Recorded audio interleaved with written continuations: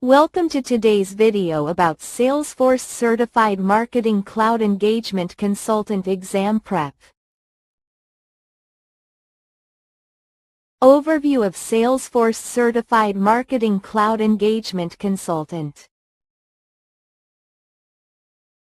Ideal candidates for the MCE-Con-201 exam. MCE-Con-201 exam details. MCE-Con-201 exam key knowledge areas. Best study tips to prepare for the MCE-Con-201 exam.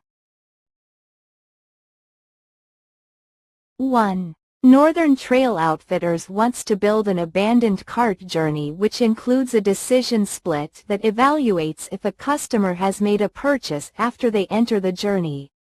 Customer data is stored in a master data extension and purchase data is stored in a second data extension. Which two steps should they include to accomplish this journey? A. Use Data Designer in Contact Builder to relate the two data extensions. B. Utilize entry data on a decision split within Journey Builder. C. Create a data relationship in Email Studio to relate the two data extensions. D. Configure activities within Automation Studio to update the purchase data. 2. Northern Trail Outfitters is having their regional supplier conference and wants to allow attendees to request event-specific safety notifications, schedule or room changes, and surprise pop-up sessions. Which solution should they use? A.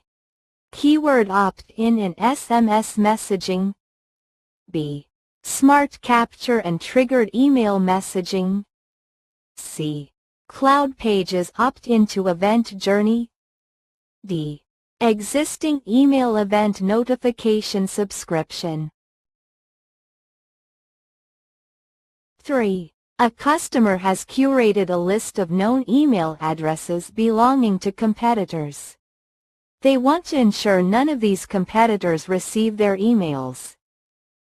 What should a consultant recommend? A.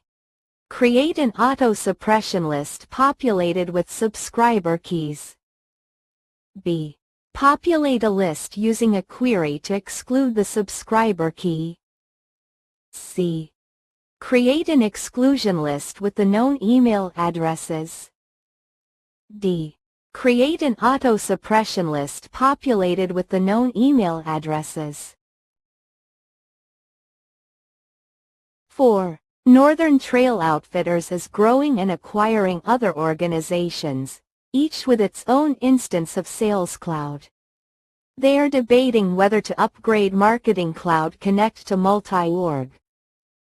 What consideration could be provided to help with the decision?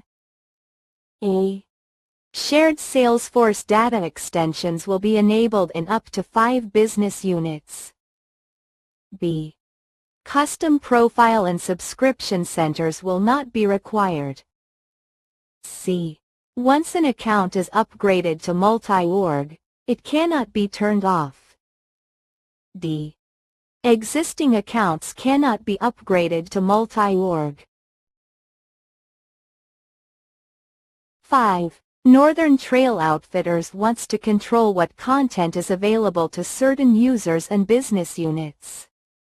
They also want to control what is allowed to be edited and ensure those edits are reviewed prior to being changed. What should be implemented to achieve these goals? A. Build out an internal business governance and process to support this. B. Set up approval workflow and share setting inside Marketing Cloud. C. Integrate an outside CMS with all these permissions built in. D. Edit the content permissions and restrictions by role setting for each user. 6. Northern Trail Outfitters has a master data extension of 880,000 subscribers they want to randomly split into 11 groups to test different messaging strategies. How could this be accomplished? A. Use Automation Studio with a random split activity. B. Create a random data extension within Email Studio. C.